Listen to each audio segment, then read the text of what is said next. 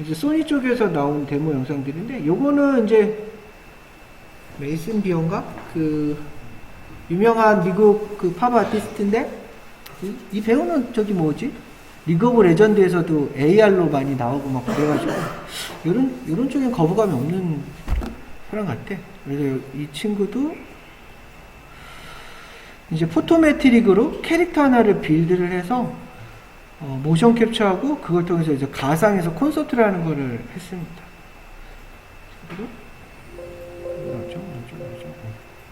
Beard's a singer-songwriter on the Epic Records label, which is part of Sony Music Entertainment. And this experience features a number of songs from her first 실제 album. 배우가 아니고 스캔한 데이터를 통해서 가상 디지털 음원을 만들어서 쇼잉을 한 거예요. Of Madison performing in the Sony Music Hall in New York. We wanted to really push the envelope in terms of creating a realistic concert simulation. And what could we then do to create this layer of fantasy or fantastical visuals on top of that? We worked with our partner Hyperreal to recreate Madison as an avatar. It was imperative that she looked real. Her dance moves, her mouth, her hair, her dress, all the way down to her earrings, being able to naturally move as she danced and performed the concert.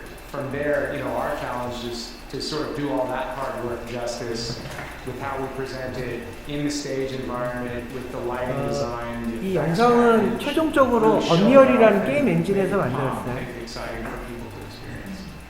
Unreal Engine to us was clearly the best engine and had the best set of technologies to allow us to realize a very ambitious project.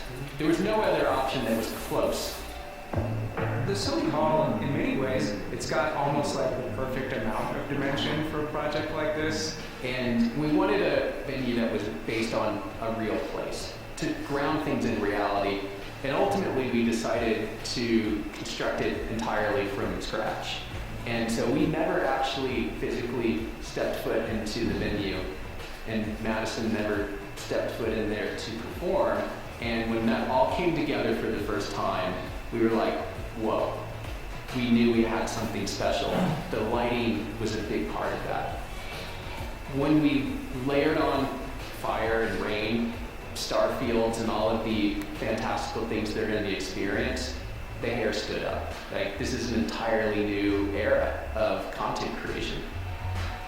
When we did the motion capture of Madison, she performed the full 9.5-minute concert straight through. Because we had a real-time 3D asset, it opened itself up for a very natural virtual production opportunity. Let's bring a DP in and actually do this like we would do a real concert, but have the flexibility. 저걸 이제 버추얼 카메라여서 가상 공간에서 카메라를 움직일 수 And then you 있는 start 거예요. learning all the tricks that they can add, given that it's virtual. So you can take a dolly that's a straight track and translate that straight track dolly to a loop or a curve or moving up and down. It's when you start understanding that this real world equipment, how it can translate and change its shape into the virtual reality, that your mind kind of explodes and you're like, wow, this is powerful stuff. The part of all this that just remains so compelling to me is just what you can do once you've created something in the engine.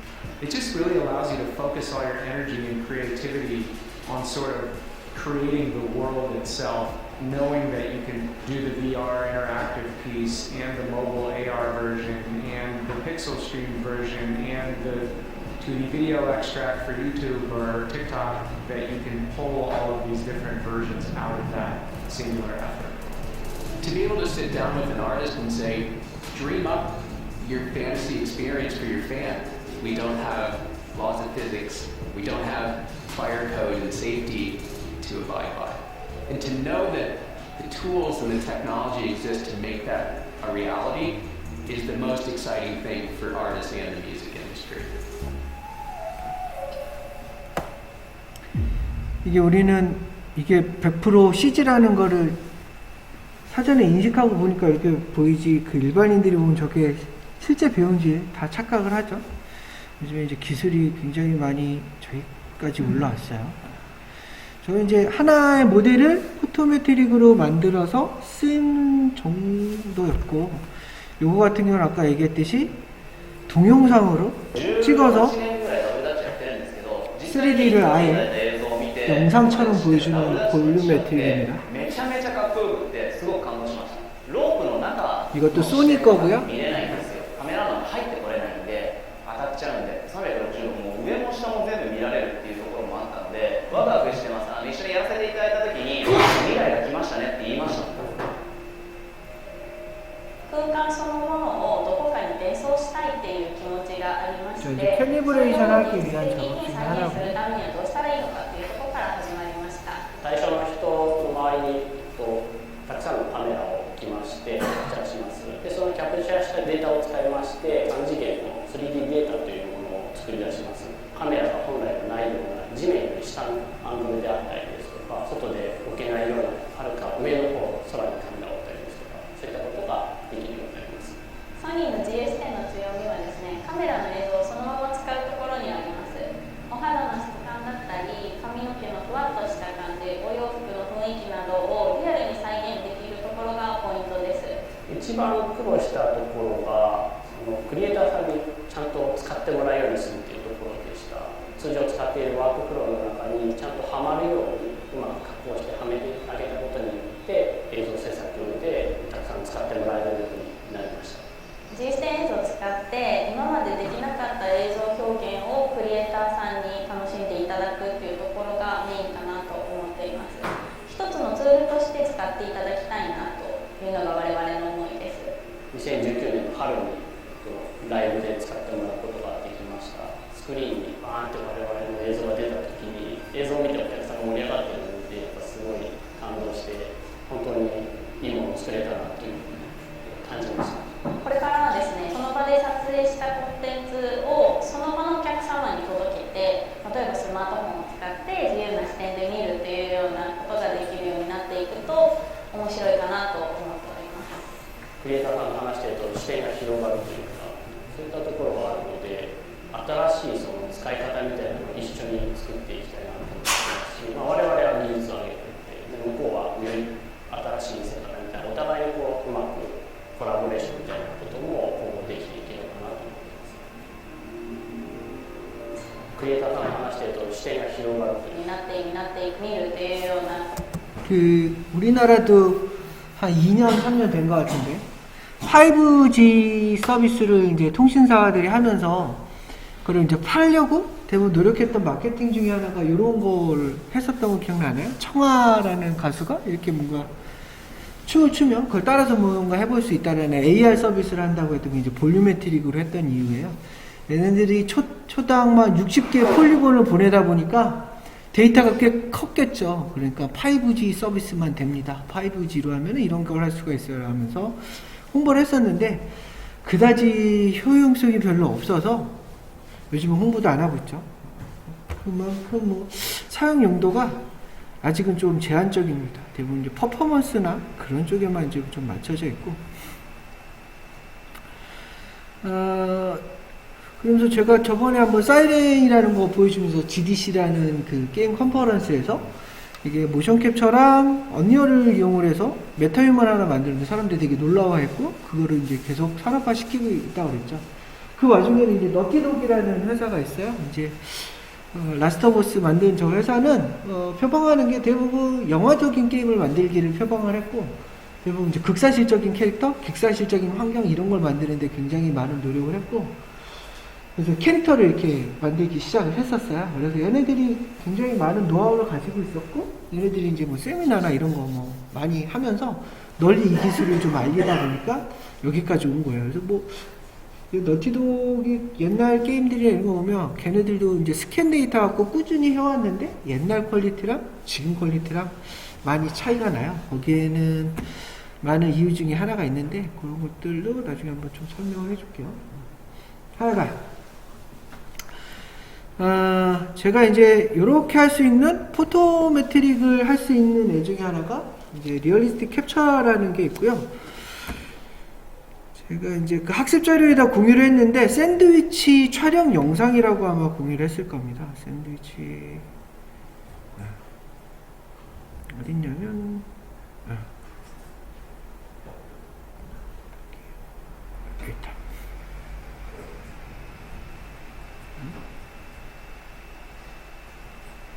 다운로드 됐나?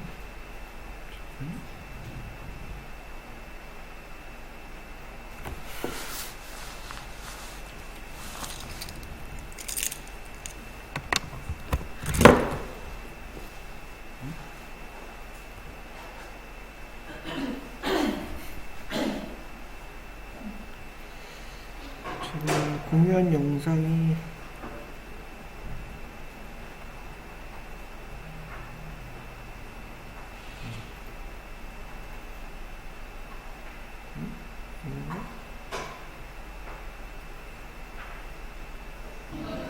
이거다.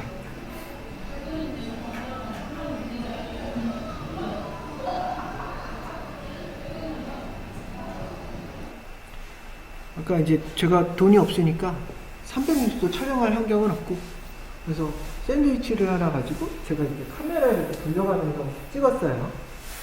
이제 좀 그 핸드폰에 보면 이제 슬로우 모션 기능이 있잖아요. 그거를 통해서 이렇게 쭉 움직이다 보면 굉장히 많은 프레임 수가 나와요. 근데 얘가 좀 깜빡이는 이유가, 좀 깜빡이죠, 영상이.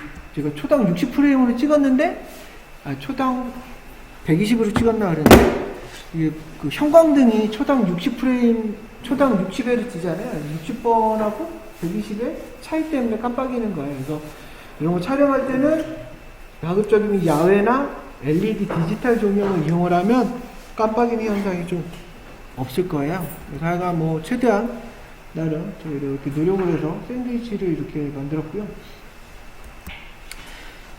포토메트리는 동영상 갖고 하는 게 아니고 이미지 갖고 하는 거라고 그랬잖아요. 그래서 얘가 제가 쓰는 게 이제 고온 플레이인데요. 컨트롤 G를 누르면 얘는 이렇게 캡처하는 기능이 하나 있고요. 화면을 이렇게 저장하는 게 있는데 여기 보면 연속 화면 저장이 있어요. 여기에 제가 뭐라고 했냐면 0.25초 만에 한 컷씩 저장을 하라고 제가 해놨어요. 자, 동영상을 플레이하면서 여기 연속 화면 저장을 누르면 여기 MOV라는 데스크탑 MOV라는 곳에다 이렇게 저장을 해준다고 합니다. 그래서 제가 이거를 플레이하면서 화면 연속 저장을 누르면은 이렇게 저장을 시작을 할 거예요. 가고 있죠? 여기 보면 30, 30몇 장 이렇게 쫙쫙 가고 있어요.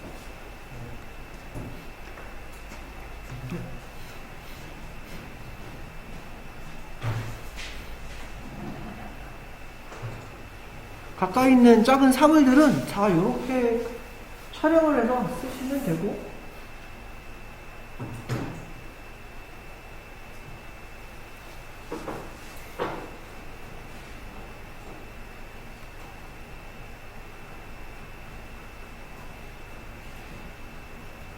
학습 자료에 있습니다. 이 영상.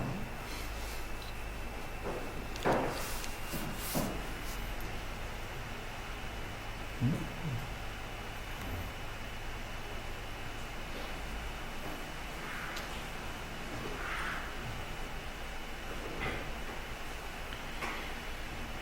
200장이 넘었네요.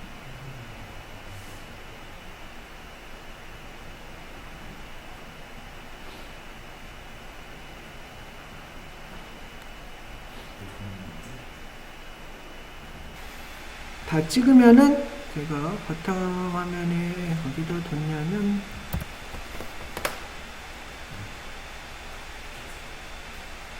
여기에 이렇게 저장이 됐겠죠. 보다시피 이렇게 0.25초마다 한 장씩 찍어서 200여 장의 이미지를 이렇게 만들었어요. 얘를 쓰면 돼요. 중요한 건 이렇게 틈틈이 찍어주는 게 좋아요. 이렇게 사이 간격을 조금씩만 이동을 해서. 그리고 제가 쓰는 프로그램은 여기 이제 리얼리스틱 캡처라는 소프트웨어고요. 이쪽에 가시면 시험판을 받을 수 있습니다. 이거 말고 또 유명한 게 이제 포토스캔이라는 소프트웨어가 있는데, 리얼리스틱 캡처는 사용하려면 그 인텔 CPU하고 지포스 계열의 그래픽 카드가 있으면 무난히 쓸 수 있을 거예요. 근데 뭐 예전에 라이젠인가 그쪽 AMD 쪽을 쓰니까 안 되더라고요. 그 CPU 지원하지 않는다고. 속도는 빨라요. 그런 그래픽 가속 기능을 좀 쓰니까. 이렇게 보면 이것도 굉장히 쉬워요. 그냥 불러서 처리하라고만 해주면 완성이 돼요. 제가 여기 이미지를 눌러서, 그러니까 아까 0.25초 간격으로 저장한 이미지들을 싹 다 불러줘요. 이렇게 열기 딱 누르면 이렇게 들어가죠. 불렀으면 이 옆에 보면은 이제 얼라인이라고 돼 있어요. 이런 것들이 정합한다 해서 얼라인이라고 흔히들 얘기를 하거든요. 이 얼라인을 누르면 이제 컴퓨터가 계산하기 시작을 합니다.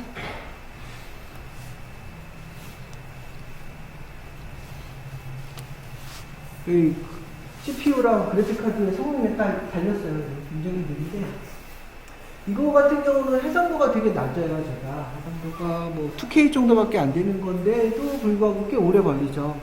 근데 아까 그 사람 같은 거 모델을 만들기 위해서 촬영을 하면 걔는 굉장히 고해상도의 DSLR을 한 150대 가동을 하거든요. 그럼 엄청나게 오래 걸려요. 한두 시간 걸리거든요. 그리고 이제 대부분 이거 버튼 딱 누르자마자 이제 밥 먹으러 또 가죠. 시간이 좀 걸리긴 해요.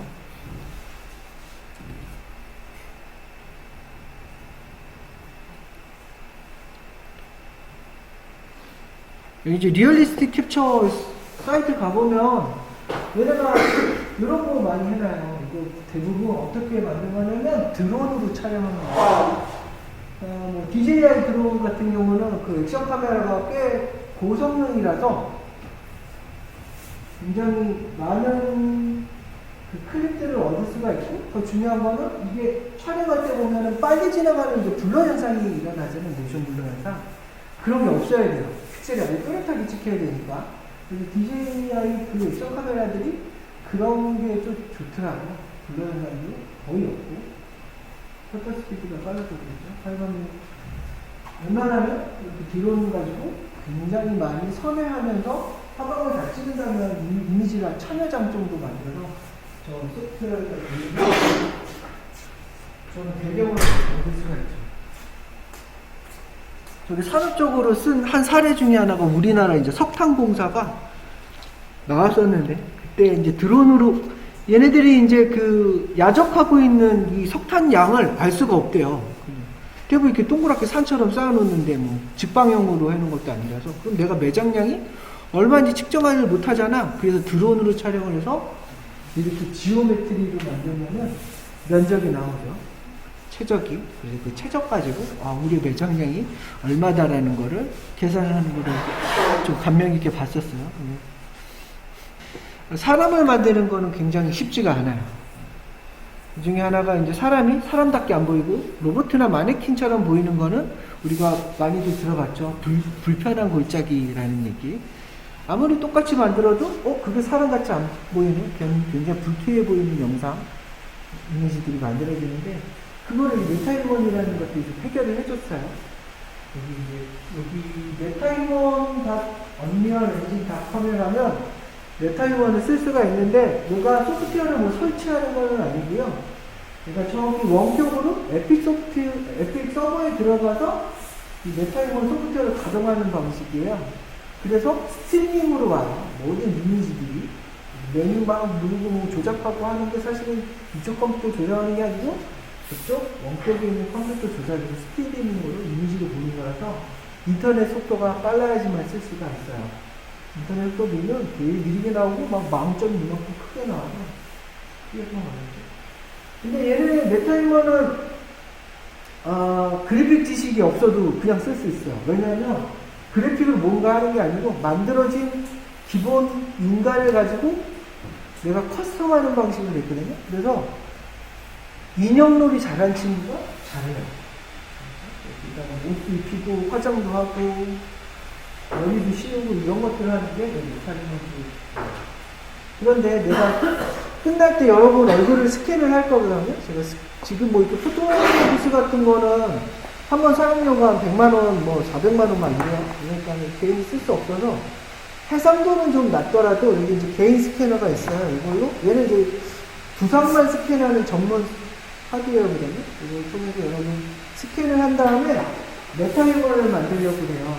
근데 이제 이 메타이머는 내가 스캔한 데이터를 메타이머로 이렇게 만들 수 있는 기능은 이쪽에 없어요.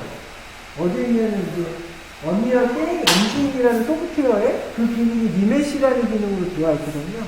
그래서 내가 스캔한 데이터를 여기다 놓고 리메시를 이용해서 메타이머를 이렇게 보내는 방식으로 해서 내 디지털 휴먼을 아바타를 만들 수가 있거든요. 그거 한번 설명드리는 시간까지 가지도록 할게요.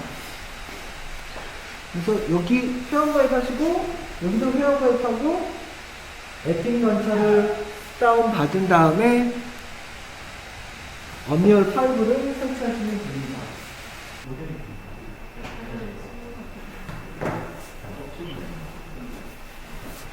잘 나왔죠? 보면 왼쪽에 이제 초록색 마크가 땅땅땅 뜬 거는 정합하는데 성공했다는 뜻이에요. 여기 이제 점으로 이렇게 도트가 땅땅땅땅 보이는 거는 촬영한 카메라의 위치들을 뜻해요. 그래서 보면 제가 이렇게 회전하면서 찍은 거겠죠, 이렇게. 그죠? 그래서 드론 촬영을 할 때도 건물을 하나 두고 밑에서부터 빙 돌아가면서 찍어요. 그리고 이제 좀 밑에서 찍고 싶다면 밑에서는 사람이 이렇게 핸드헬드 들고 이렇게 쫙 돌아가면서 찍거나 슈팅카를 이용해서 쫙 찍고 정확할 때 다 부르면 되겠죠. 네? 이제 쓸데없는 거 정리를 좀 해줘야 될 것 같고,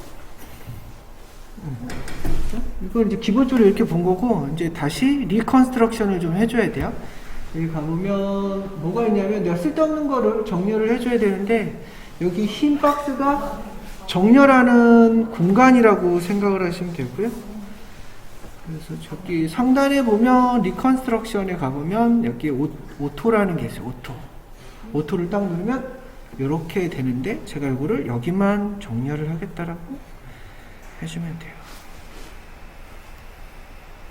마우스 조작은 아마 오른쪽 버튼만 회전일걸? 어디 갔을까? 깜짝이야. 돌아가 버렸네. 회전을 시켜서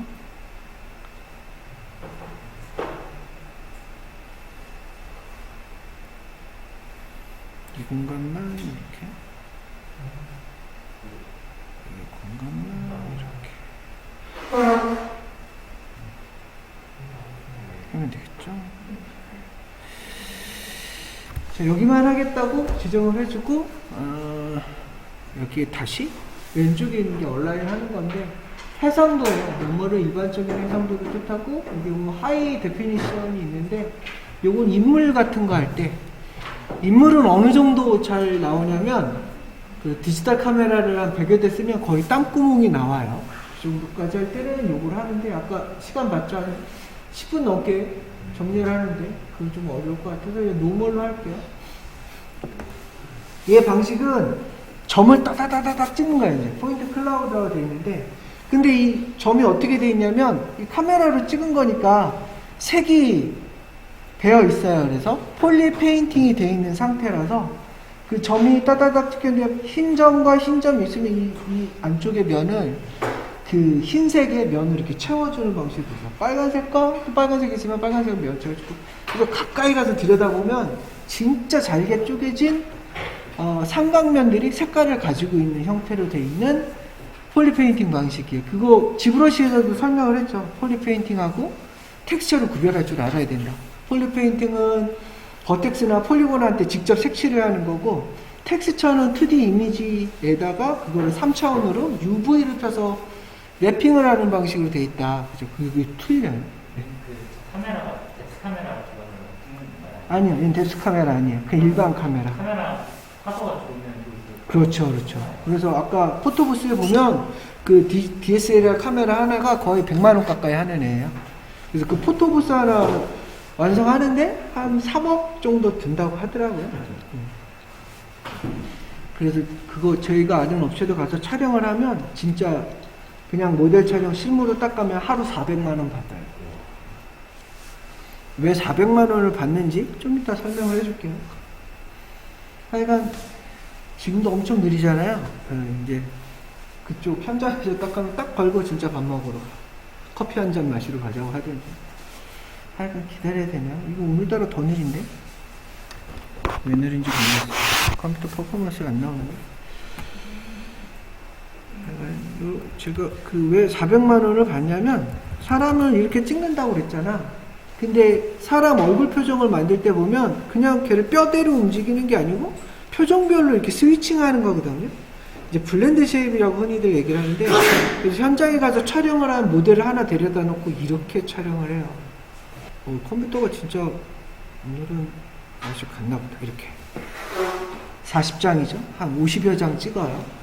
탕탕탕탕 찍어서 스캔 데이터 해가지고 50여 점을, 이걸 또 정합을 최적화를 다해서 하나의 캐릭터 얼굴에 다 몰아넣는 거죠. 그 비용이 400만 원 나올 법하죠.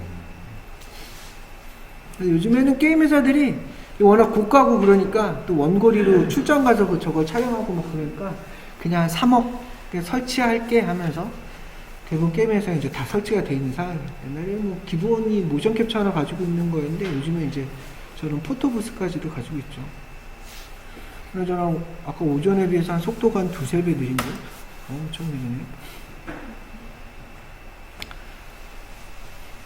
보시면 이제 정합을 이렇게 영역을 저장을 해서 영역을 지정을 해서 이렇게 정합을 해요. 정합을 하면 얘는 이제 그냥 회색의 폴리곤 형태로 등장을 할 거야. 그 다음에 해줘야 되는 게 이 칼라라이즈예요. 어차피 카메라로 찍은 거기 때문에 칼라 정보들이 다 있어서 폴리곤하고 버텍스에서 칼라를 따다다다다닥 찍을 거야. 시네마 4D는 좋은 게 저런 버텍스 칼라까지 불러들이더라고요. 근데 쓸 수가 없어. 버텍스 칼라라는 건 버텍스가 한 100만 개 정도 돼야지 그레이 디테일의 칼라링이 보이는데, 우리가 100만 개의 폴리곤을 가지고 C4D나 언리얼에서 작업을 한다? 거의 불가능해요. 그걸 못하겠지. 그럼 어떻게 하냐면 대부분 100만 개를 한 1000개 정도로 폴리곤을 최적화시켜요. 최적화시키는 건 저번에 그 지메시 할 때 리토폴로지 기능까지 해가지고 하는 거 보여줬죠. 하여간 뭐 그렇게 한 다음에 또 어떻게 하냐면은 걔를 또 UV를 펴. 왜 UV를 필까? 폴리곤이 1000개를 주니까 폴리페인팅을 쓸 수가 없어. 그럼 텍스처를 써야 되는 상황이잖아요. 그래서 UV를 펼친 다음에 100만 폴리곤에서 저 칼라를 추출해서 1000개의 폴리곤이 있는 애로 텍스처를 변환시켜줘요. 그래서 텍스처를 쓰게 되는 거죠. 그럼 실제적으로 쓰는 거는 텍스처랑 나중에 이쪽에서 뽑아낼 메쉬, OBJ 그 2개밖에 없는 거예요. 끝났을까요? 끝났다. 다행이다. 아유, 이제 끝났네. 참. 이렇게 정리해주고 보면 고해상도 같았지만 표면이 되게 거칠죠. 그래서 얘네 대부분 리터치 어디 가서 할까요? 지브러시 가서 해야. 지브러시 가서 Shift 누르고 열심히 이제 닦기 시작을 해. 정리를 하죠.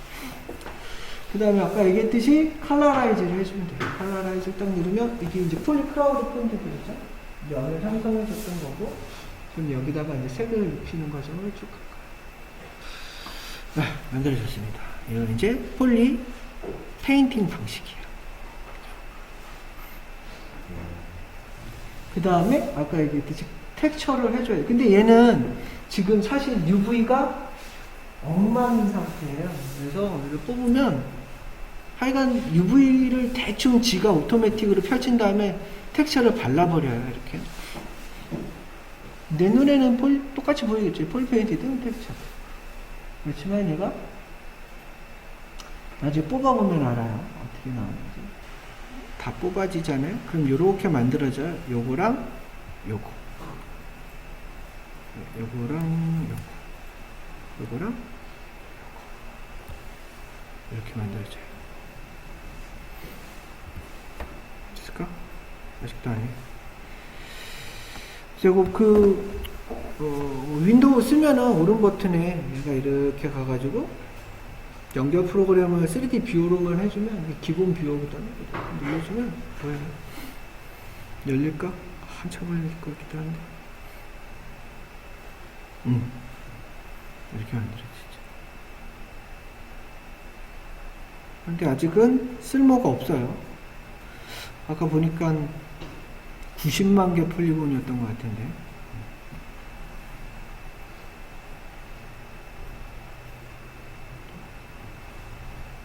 보다시피 폴리곤이 어마어마하게 많죠. 그죠? 그리고 우리가 원하는 건 이렇게 되어 있는 토폴로지가 일자로 다각판으로 정렬되어 있는 걸 쓸 텐데 쓸모가 없다는 거죠. 그리고 이제 텍스처도 문제가 뭐냐면 UV를 지가 오토로 폈기 때문에 이렇게 나와요. 그죠? 그나마 여기는 잘 보여줘서 감독이 여기 있는 로고를 회사 로고를 바꾸는데 해볼 수 있을 것 같아요. 근데 여기에는 빨간색의 토마토를 초록색의 토마토로 바꾸고 못하겠죠. 여기도 있고 여기 막 쪼개져서 막 엄청나게 UV를 썼기 때문에. 그래서 결론적으로 얘를 어떻게 해줘야 되냐면 내가 원하는 UV로 바꿔서 이렇게 배치를 해줘야 돼요. 이러면 초록색을 취할 수가 있어요. 이 UV 어디서 핀 거냐면 그냥 그 지브러시에 있는 UV 마스터 통해서 그냥 바로 펼친 거예요. 그래서 UV 이 지브러시에서 다 끝낸 거고.